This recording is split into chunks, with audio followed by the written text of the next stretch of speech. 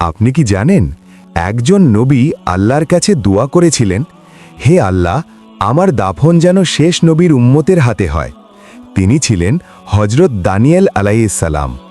রসুলুল্লাহ সাল্লাল্লাহু আলাইহি ওয়াসাল্লাম বলেছেন, হজরত দানিয়েল আলাইহি ওয়াসাল্লাম আল্লাহ রব্বুল আলামিনের কাছে দোয়া করেছিলেন যে তার দাফন যেন উম্মতে মোহাম্মদী সাল্লাল্লাহু আলাইহি ওয়াসাল্লামের হাতে হয়। পরবর্তী সময়ে যখন হজরত আবু মুসা আশআরী রাদিয়াল্লাহ তুস্তর এলাকা বিজয় করেন, তখন হজরত দানিয়েল আলাইহি ওয়াসাল্লামের মৃতদেহ একটি সিন্দুকের মধ্যে সংরক্ষিত অবস্থায় পেলেন। তার শিরাগুলো ও লোমকূপগুলো আগের মতোই ছিল। রসুলুল্লাহ সাল্লাল্লাহু আলাইহি ওয়াসাল্লাম বলেছিলেন, যে ব্যক্তি দানিয়েল আলাইহি ওয়াসাল্লামের তথ্য দিবে তাকে জান্নাতের সুসংবাদ দিবে। হাকুশ নামক এক ব্যক্তি দানিয়েল আলাইহি ওয়াসাল্লামের তথ্য দিয়েছিলেন।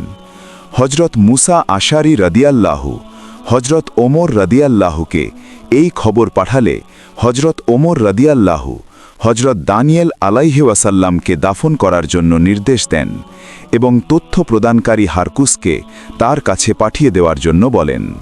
কারণ রসুলুল্লাহ সাল্লাল্লাহু আলাইহি ওয়াসাল্লাম তার ব্যাপারে জান্নাতের সুসংবাদ দিয়েছিলেন। অতঃপর আবিদুদ দুনিয়া রহমতুল্লাহে বলেন, হজরত আবু মুসা রদিয়াল্লাহু হজরত দানিয়েল আলাইহিস সালামের মৃতদেহের সাথে একখানা আসমানি কিতাব, চর্বি ভর্তি একটি পাত্র, কিছু দিরহাম ও একটি আংটি পেয়েছিলেন। হজরত আবু মুসা রদিয়াল্লাহু বিস্তারিত বিবরণ লিখিত আকারে হজরত ওমর রদিয়াল্লাহুকে অবহিত করেন।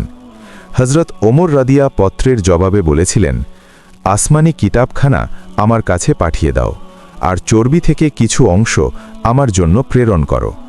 বাকি চর্বি ওখানে রেখে দাও এবং মুসলমানদেরকে বলো তারা যেন এই চর্বি রোগ নিরাময়ের জন্য ব্যবহার করে।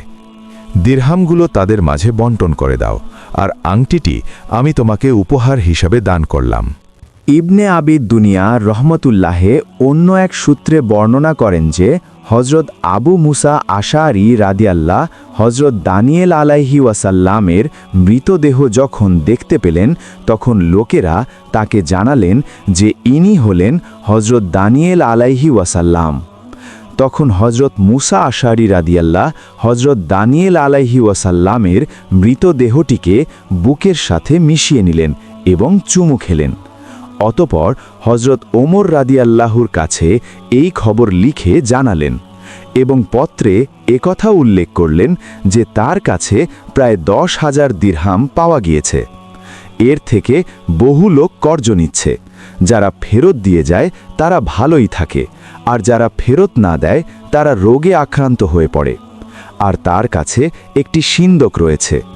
হজরত ওমর রাদিয়াল্লাহু আবু মুসা আশআরী রাদিয়াল্লাহুকে নির্দেশ দিলেন যে হজরত দানিয়াল আলাইহি ওয়াসাল্লামকে বড়ই পাতা মিশানো পানি দিয়ে গোসল করিয়ে কাফন পরিয়ে এমনভাবে দাফন করবে যাতে কেউ তার কবরের সন্ধান না পায়। আর দিরহাম সম্পর্কে নির্দেশ দিলেন যে সেগুলো সরকারি কোষাগারে জমা করো, আর সিন্দুকটি আমার কাছে পাঠিয়ে দাও। আর আংটিটি আবু মুসা আশআরী রাদিয়াল্লাহুকে দান করা হলো। আবু মুসা আশআরী রাদিয়াল্লাহু বলেন, তিনি জেলখানা থেকে 4 জন বন্দীকে ডেকে এনে তাদের দ্বারা নদীর পানি বাঁধ দিয়ে আটকিয়ে তার তলদেশে কবর খনন করিয়ে সেখানে হজরত দানিয়াল আলাইহিসসালামের লাশ দাফন করেন। যেহেতু এই 4 জন বন্দী ব্যতীত এ দাফনের খবর আর কেউ জানে না, তাই দাফন কাজ শেষে এ 4 জনকে হত্যা করা হয়। এরা ছিল যুদ্ধবন্দী কাফের।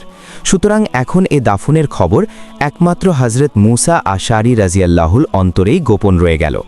এই কাহিনী আমাদের শেখায় আল্লাহর প্রিয় হওয়াই সবচেয়ে বড় সম্মান। প্রশ্ন হলো, আমরা কি সেই উম্মতের যোগ্য হতে পারছি?